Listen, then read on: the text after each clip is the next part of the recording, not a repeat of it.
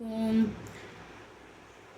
आज डेट क्या है बेटा? 29/6/20, 29/6/20, और दिन क्या है? पीर। ये हम अपनी उर्दू रीडर में से, उर्दू कायदा में से सफ़ा नंबर 8 पढ़ेंगे। अलिफ का सिलसिला, आए मिलकर पढ़ें।